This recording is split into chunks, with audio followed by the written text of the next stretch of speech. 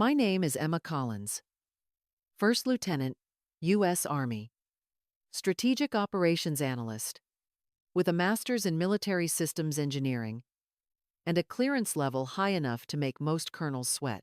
None of that matters when people decide who you are before you open your mouth. They see the uniform, the rank, the ribbons. Then they see the ponytail, the soft voice, the calm demeanor. And just like that, they file me under admin, support, or my personal favorite, just logistics. In a room full of brass and barked orders, I'm the quiet one with the clipboard, the one they ask to fix the projector or fetch another set of printouts. Never mind that I've drafted operational scenarios that were later adopted as joint strike protocols. To them, I'm the help. A walking spreadsheet. That perception follows me like a second shadow. Even in the war rooms, even in the command briefings, my insights get quoted, but my name rarely gets mentioned. I've learned to live with it. Smile, nod, speak only when necessary. Not because I'm unsure, but because I've seen what happens when a woman corrects a colonel in front of a room full of men. The tension shifts, the eyes narrow. Suddenly, it's not about the intel, it's about ego. But what stings most doesn't come from strangers. It comes from home, from my father, retired Colonel James Edward Collins, a man carved from rules, medals, and the kind of pride that can choke a room. At gatherings, he introduces me like I'm still in high school. This is my daughter Emma. She works with the Army, some kind of computer stuff. Then he slaps my brother on the back and calls him a real soldier, even though Jason barely made it through basic and quit after 2 years. I once showed Dad a commendation from Central Command. It was a high-level acknowledgement for a simulation I built that helped prevent a supply chain breach in Kandahar. He skimmed it and said, "Looks like you're doing some important office work." Then he asked me to refill the ice. People think I'm cold. I'm not. I just stopped bleeding in front of people who never noticed. The hurt's still there, buried under layers of control, but it's focused now, sharpened. They don't see what I really do. They don't know what I've stopped. They never will, because the kind of impact I make doesn't come with headlines or medals. It comes in silence, in warnings issued just in time, in missions that go off without a hitch because the pattern was caught 3 weeks earlier on a screen no one else knew how to read. They think they're keeping me on the sidelines. The truth is, I've been at the center of every storm, watching, calculating, preparing. My job isn't loud. It's exact. My strength isn't obvious. It's deliberate. And one day, when everything is on the line, I won't need to say a word. They'll look to me not because they respect me, but because I'll be the only one who saw it coming. The celebration was held in a rented ballroom just outside the base. White tablecloths, name cards, and polished silverware tried their best to elevate what was still, at its core, a military function. We were there to honor a successful joint operation in Eastern Europe, but for most, it was just an excuse to wear dress uniforms and sip watered-down whiskey. My father had been invited as a guest of honor. Old connections die hard, especially when you retire with stars on your shoulder. He worked the room like a politician, all handshakes and rehearsed laughter. When he saw me near the back, drink in hand, he lit up like he'd just remembered something vaguely useful. He pulled me toward a group of high-ranking officers, a mix of my superiors and his old peers. "This is my daughter, Emma," he said with that booming pride he reserved for introductions. "She handles the paperwork side of war. Make sure the bullets go to the right places, I suppose." Laughter. Polite, shallow, and sharp. One of the colonels smirked. "Ah, the war librarian." My father chuckled as if it were the cleverest thing he'd heard all night. My name wasn't even mentioned. I stood there, nodding like I hadn't just been erased. I caught the glance of my commanding officer across the room. He smiled at me, the way you smile at a nice intern. Not the one who saved your ass by predicting a convoy ambush 4 weeks earlier. Just the girl with charts. They kept talking, the way men do when they think they've already sized you up. I sipped my drink, and let the noise fade into a dull hum. That moment didn't surprise me. Not anymore. But something shifted. It wasn't anger. It was clarity. A calm, deliberate sense of finality. I'd been underestimated for years, dismissed by those closest to me. I'd smiled through it, buried the sting, and stayed silent. Not this time. This time, I wouldn't just prove them wrong. I'd make it impossible for them to ever forget who I was. It started with a spike. One line of data in a routine comms intercept, flagged by the algorithm for unusual syntax patterns. To anyone else, it would have looked like harmless chatter between smugglers' sloppy code and lazy encryption. But something about the rhythm caught my attention. Phrases looping out of place, timing that didn't fit the source region. I dug deeper, isolating the anomaly and tracing its origin through satellite-linked nodes we rarely monitored on this frequency. The signal had been bounced across 3 continents, cloaked inside agricultural supply manifests and weather logs. I cross-referenced it with our flagged behavioral lexicons, running a predictive symmetry match, a sequence of 4 words repeated across the fragments, too specific to be accidental. At 0200, I was the only one still in the skiff, fluorescent lights buzzing above, cold air recycled through steel vents. No distractions. Just me, 5 screens, and a single message, trying very hard not to be found. My fingertips hovered above the keyboard as I recompiled the streams. In one window, a routine logistics request from a Turkish depot. In another, a broadcast intercepted in Warsaw, disguised as political satire. In the third, a personnel movement chart routed through NATO's back channel. Individually, they were noise. Together, they whispered something darker. A name surfaced, then a location, then a time. The Berlin Defense Forum, a high-security, high-profile summit in less than 9 days. The chatter pointed to coordinated access points, floor staff, catering, auxiliary tech crews. The target wasn't mentioned, but the alignment was too clean. This wasn't planned. This was the execution phase. I pulled the last 6 months of intercepts from that channel family. Every thread I touched led back to the same cluster. Whoever was behind this had been patient, methodical, and now they were ready. I leaned back in my chair, heart steady, mind racing. The pieces didn't just fit. They snapped together with terrifying precision. No one else had seen it because no one else had looked for language hidden in patterns that weren't supposed to be read. I wrote the summary twice, once for internal records, once for me. Then I saved both and stared at the classified contact line I wasn't technically cleared to use, because the data said there was a threat in Berlin, and I was the only one who heard it whisper first. I submitted the report by 0500, tagged, logged, and routed to command through proper channels. It hit the usual walls within the hour. The response was clinical. Threat. Not actionable. Insufficient corroboration. Analyst not authorized for forward operation decisions. No mention of the fact that if I had waited for corroboration last time, a supply convoy would have been turned into body bags. I stared at the message for a full minute, then deleted it.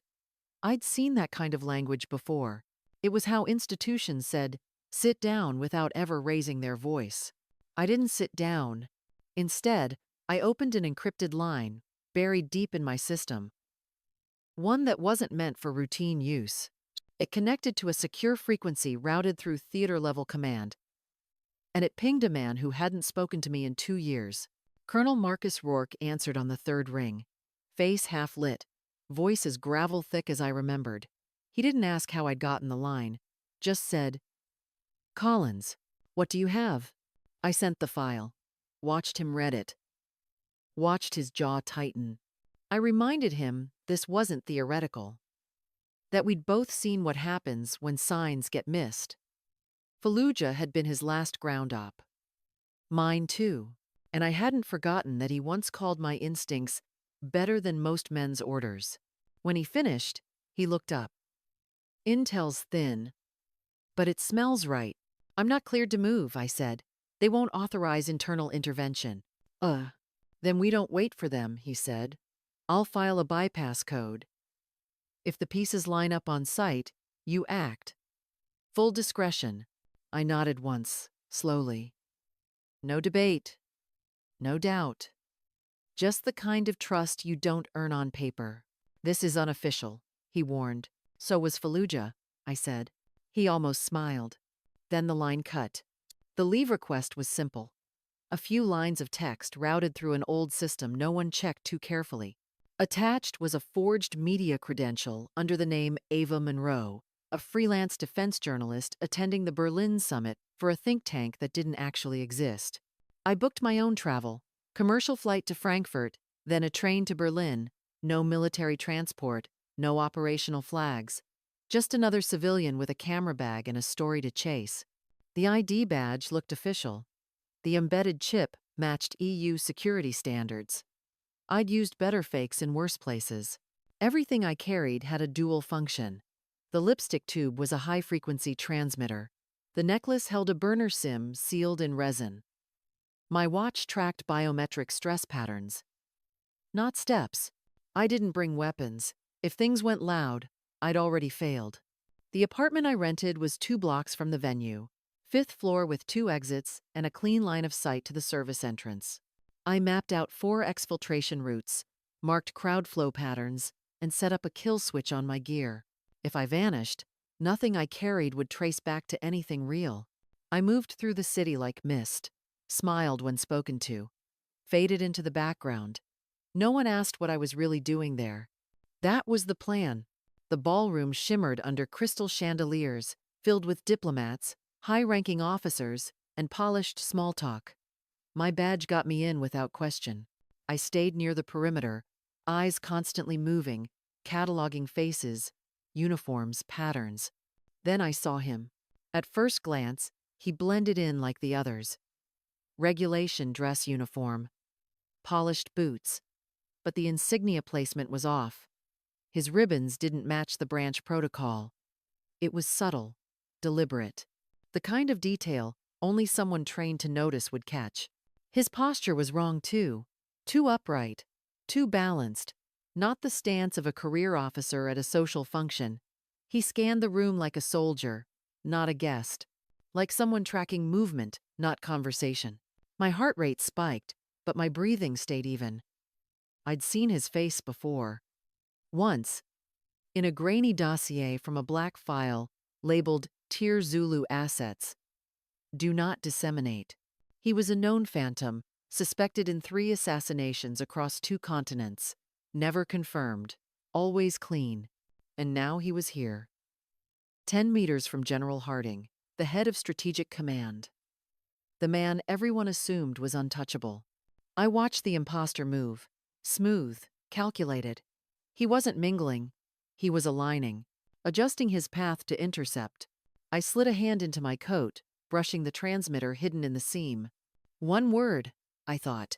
Just one word, and everything would change. He stood near the champagne fountain, surrounded by admirers and junior officers eager for attention.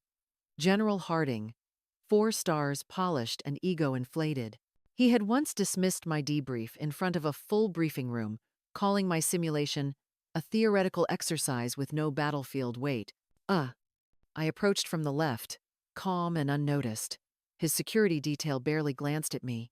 Civilian badge, media ID, no threat. General, I said quietly. He turned, barely masking his irritation. Not now, miss.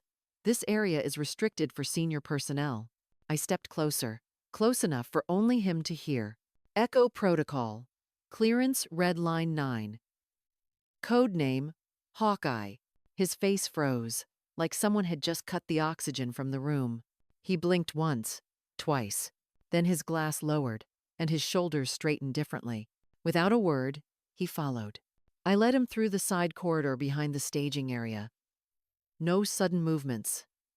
No explanations yet. Every second mattered. 20 steps in, we rounded a column. That's when the explosion hit. A low, concussive boom, followed by a burst of shattered glass and screams. The place where he'd just been standing was now flame and debris. Panic rippled outward in waves. He turned to me, mouth opening in shock. How did... I told you, codename Hawkeye. Chaos unfolded behind us. Security scrambled. Sprinklers activated. People screamed. But none of that mattered anymore. I looked him dead in the eye. You were never the target. The idea of you was. He didn't speak, just nodded once, the way soldiers do when everything they thought they knew changes in an instant. This time, I wasn't the theory. I was the reason he was alive. The secure briefing room was tense. Monitors streamed aerial footage of the ballroom's aftermath. Intelligence officers spoke in clipped tones, tracing the origin of the breach. At the center of it all stood General Harding, silent, his hands still trembling slightly. One of the senior advisors, a 3-star from Joint Command, turned to him. "Who was that girl?" he asked. "The one who pulled you out?" Harding didn't answer. Colonel Rourke did. "That's Hawkeye," he said, not raising his voice but cutting through every conversation like a blade. "She saved an entire unit in Fallujah with a sat map and 6 minutes' notice. You all filed the commendation reports. Don't tell me you forgot." The room went quiet, completely. The kind of silence that comes when men realize they've overlooked something too important to ignore. At that moment, the door opened. Emma walked in. Eyes clear. Posture firm. No fear. No need to explain.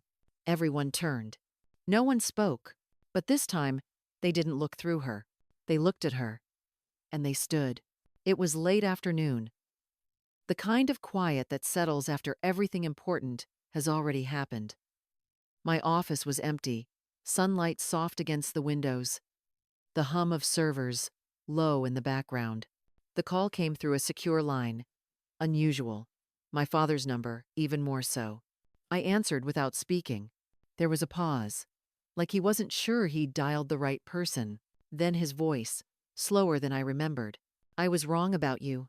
That was it. No long speech, no stories, just those 6 words. I let the silence hang. Not because I was angry, but because I no longer needed to fill it. He waited a few seconds longer, as if hoping for something. Then I ended the call. No reply, no closure, just peace. Some truths don't need to be said twice. The plaque on the door read, "Strategic Command, Global Analysis Division." Inside, the room was quiet. Clean lines, warm light, a wall of screens already humming with data from 5 continents. This was mine now. I walked in, nodded to the team already waiting. Sharp minds, steady eyes. Each one is hand-picked. Someone stood and said it like it was a fact, not a nickname. Hawkeye. No one questioned it. No one second-guessed my seat at the head of the table. I didn't have to prove anything anymore. I was no longer in the background. I was the blueprint.